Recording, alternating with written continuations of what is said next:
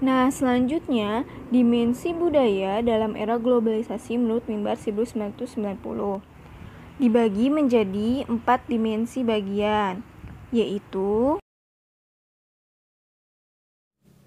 yang pertama, afirmasi atau penegasan dari dimensi budaya dalam proses pembangunan budaya dan masyarakat. Selanjutnya yang kedua, mereafirmasi dan pengembangan identitas budaya dalam setiap kelompok manusia berhak diakui identitas kebudayaannya. Yang ketiga, partisipasi, bahwa dalam pengembangan suatu bangsa dan negara, partisipasi dari masyarakat sangat diperlukan. Yang keempat, memajukan kerjasama budaya antar bangsa. Ini maksudnya agar adanya saling mengisi, saling mengilhami, saling adanya kemajuan dan peningkatan antar budaya bangsa. Selanjutnya, persebaran sejarah budaya di Indonesia. Persebaran sejarah budaya di Indonesia dipengaruhi oleh dua perbedaan, yaitu perbedaan jangka waktu di luar intervensi budaya dari daerah budaya lokal, dan yang kedua yaitu perbedaan intensitas budaya asing yang masuk ke daerah masing-masing.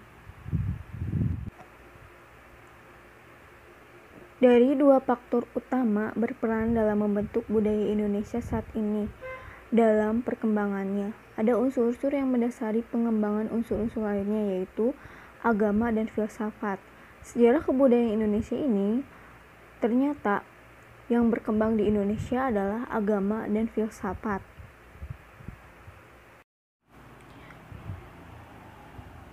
Dampak globalisasi terhadap budaya Indonesia ini, terdapat dua dampak yang bisa diakibatkan dari pengaruh globalisasi, yaitu dampak positif dan dampak negatif. Dampak positif dari pengaruh globalisasi yang pertama, berkembangnya sektor pariwisata, di mana dengan berkembangnya sektor pariwisata maka perekonomian masyarakat bisa menjadi berkembang. Yang kedua, adanya pembaharuan kesenian. Kesenian sedikit demi sedikit akan mengalami perubahan atau modifikasi. Yang ketiga yaitu adanya dorongan kesetaraan gender. Maksudnya, dorongan kesetaraan gender ini wanita tidak akan dinomorduakan, mereka akan ikut setara dalam kesenian kebudayaan. Yang selanjutnya, dampak negatif terhadap pengaruh globalisasi yaitu lunturnya nilai keagamaan.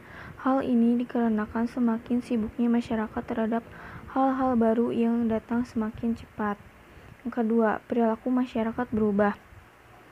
Adanya budaya asing yang tidak sesuai dengan budaya lokal dan akhirnya banyak ditiru oleh anak muda Indonesia. Yang ketiga, nilai budaya lokal menjadi hilang.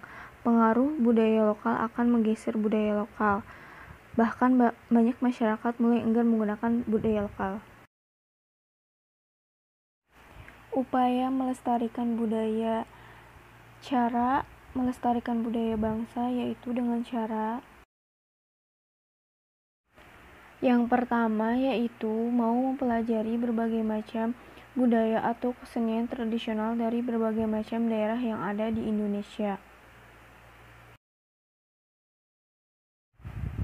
Yang kedua, turut serta dalam berbagai macam kegiatan yang memiliki unsur budaya bangsa di dalamnya. Yang terakhir, ketiga, mengajarkan berbagai budaya bangsa kepada generasi penerus.